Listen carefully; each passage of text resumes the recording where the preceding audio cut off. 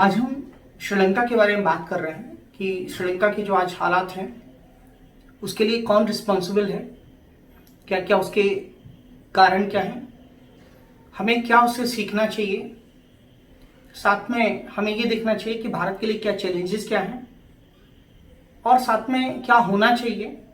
तो ये हम श्रीलंका के जो भी आज वहाँ चल रहा है उसको हम बहुत शॉर्ट में समझने की कोशिश करेंगे। तो देखिए, आज जो श्रीलंका है वो इकोनॉमिक क्राइसिस वहाँ पे है, बुरे दौर से गुजर रहा है। जो श्रीलंका कभी टूरिज्म के लिए बहुत पूरी दुनिया में फेमस था, आज वहाँ पर आपने देखा होगा कि डॉक्टरों ने कह दिया है कि दवाई नहीं है, मेडिसिन्स नहीं है, आपको अपने हालात पे रहना होगा। फूड इन्फ्लेशन कितना बढ़ चुका है, जो कि डेली बेसिस पे जो चीज़ें हैं वो वहाँ नहीं मिल रही हैं। मतलब आज श्रीलंका के हालात पूरी दुनिया देख रही है। श्रीलंका में आपने देखा होगा कि वहाँ प्रेसिडेंट के किचन में लोग खाना बना रहे हैं, उनके जिम में लोग वर्कआउट कर रहे हैं, उनके स्विमिंग पूल में नहा रहे हैं। तो मतलब श्रीलंका की जो पोजीशन है उसके पीछे आज जो स्थिति है उसके पीछे क्या कारण है, हम ये समझने की कोशिश करेंगे। तो श्रीलंका का सबसे बड़ा मेन कारण तो पहला तो मैं आपको ये बताना चाहता हूँ कि वहाँ की जो गवर्नमेंट है उसका मिसमैनेजमेंट है, मतलब केंद्रीय सरकार का जो है गलत प्रबंधन है। ये एक पहला कारण है जो आपको नोट करना चाहिए, क्योंकि श्रीलंका की गवर्नमेंट ने पब्लिक सर्विसेज के लिए काफ़ी डेट लिया, रकम काफ़ी बड़ी बड़ी रकम कर्ज के रूप में ली। तो श्रीलंका के जो हालात हैं 2019 में आपको पता होगा कि वहाँ पर रिजीम चेंज हुआ और गोटाबाया राजपक्षे की गवर्नमेंट आई। उन्होंने अपने इलेक्शन कैंपेन में, चुनावी अभियानों में टैक्स रिलैक्सेशन की बात की किसानों के लिए। तो अगर हम पहला कारण समझेंगे तो एक तो डेट है जो कि सरकार ने लिया, मिसमैनेजमेंट है वहाँ की गवर्नमेंट का। दूसरा हम देखेंगे कि इसके चलते एक कारण जो इम्पोर्टेंट कारण है कि 2020 में कोरोना आ गया और कोविड-19 के आने से वहाँ के जो हालात हैं काफ़ी बदतर हो गए, क्योंकि श्रीलंका जो आइलैंड है पूरी दुनिया में टूरिज्म के लिए बहुत फेमस है। तो चूंकि टूरिज्म एक इंडस्ट्री कोलैप्स हो चुकी थी, एक बहुत बड़ा कारण है ये। इस हालात को और भी बेकार कर दिया श्रीलंका में, ये सेकंड कारण है। तीसरा इंपॉर्टेंट कारण ये है कि जो वहाँ एक्सपोर्ट होता है, वहाँ से क्या एक्सपोर्ट होता है, जैसे टी है, चाय है, रबर है, राइट, उसके बाद मसाले हैं जो कि वहाँ से निर्यात किए जाते हैं, एक्सपोर्ट किए जाते हैं। तो जब वो एक्सपोर्ट नहीं हुए तो रेवेन्यू मिलना बंद हो गया, ये भी एक कारण है। साथ में आपको पता होगा कि 2019 में वहाँ बम ब्लास्ट हुए थे, राइट। वहाँ पे जो बम ब्लास्ट हुए थे वो जो चर्च होते हैं उनमें ब्लास्ट हुए थे। उसके कारण वहाँ पर जो है टूरिस्ट लोगों ने आना कम कर दिया। और आपको पता होना चाहिए कि श्रीलंका की जीडीपी में 10% जो है कंट्रीब्यूशन टूरिज्म का रहता है।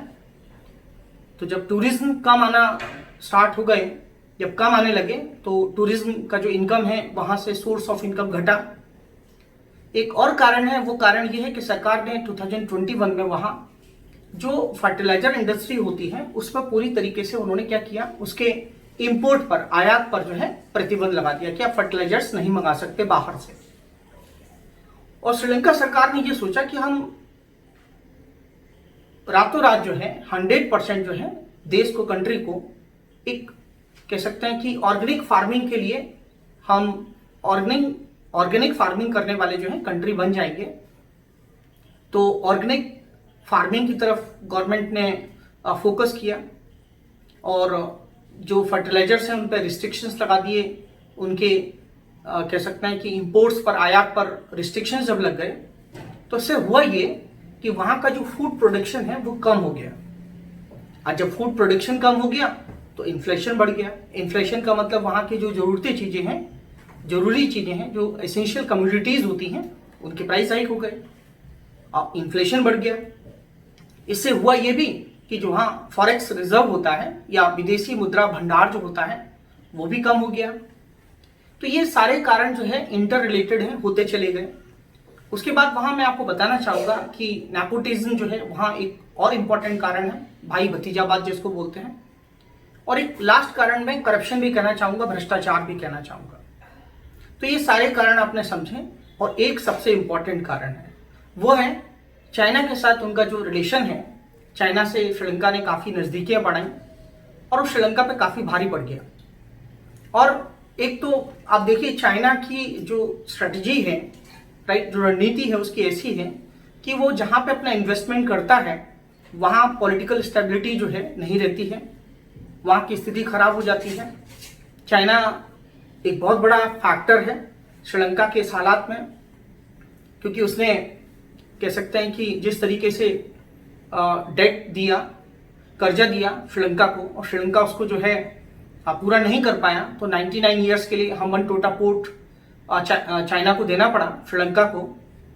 और धीरे धीरे जो है हालात जो है बिगड़ते चले गए। ये सारे फैक्टर्स हैं। तो चाइना से जो उसका क्लोजर, एक कह सकते हैं कि जो नजदीकियां हैं, एक क्लोज रिलेशन है, वो बहुत बड़ा फैक्टर मैं समझता हूं। आज श्रीलंका की जिस तरीके के हालात हैं, तो चाइना रिस्पॉन्सिबल है। उसकी जो डेट ट्रैप डिप्लोमेसी है उसको उस कह सकते हैं उस संदर्भ में, उस कॉन्टेक्स्ट में उसको समझना चाहिए। और मैं आपको एक चीज और बताना चाहूंगा कि श्रीलंका के हालात तो ऐसे हैं ही, आज पाकिस्तान भी उसी डायरेक्शन में आगे बढ़ रहा है। मैं आपको बताना चाहता हूं, आज पाकिस्तान के हालात भी ठीक नहीं है। मतलब एक श्रीलंका ने बहुत बड़ी ब्लंडर मिस्टेक की है, एक बहुत भयंकर भूल की है। आज काठमांडू, इस्लामाबाद, ढाका, सभी कंट्रीज जो हैं देख रहे हैं श्रीलंका के हालात, राइट। तो ऐसे में भारत की जो इंडियन डिप्लोमेसी है, भारतीय जो कूटनीति है, उसके लिए बहुत बड़ा चैलेंज है। क्योंकि भारत के लिए, भारत का पड़ोसी है और पड़ोसी होने के नाते हमारी नेबरहुड फर्स्ट पॉलिसी है, भारत लगातार उनको हेल्प कर रहा है। लेकिन फिर भी ये जो क्राइसिस है, इस क्राइसिस में भारत के लिए एक सबसे बड़ा चैलेंज ये है कि जो रिफ्यूजीज फ्लोज है वो बढ़ सकता है भारत के लिए, शरणार्थी आ सकते हैं श्रीलंका से।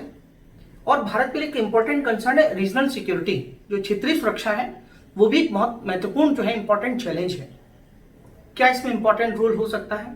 इसमें जैसे कि आपको पता होगा, अंतर्राष्ट्रीय मुद्रा कोष जो है, इंटरनेशनल मॉनेटरी फंड है, वो इसमें इंपॉर्टेंट रोल प्ले कर सकता है श्रीलंका के लिए। साथ ही साथ जो इंटरनेशनल डोनर्स हैं वो भी इसमें इंपॉर्टेंट रोल प्ले कर सकते हैं। इंडिया तो ध्यान दे ही रहा है।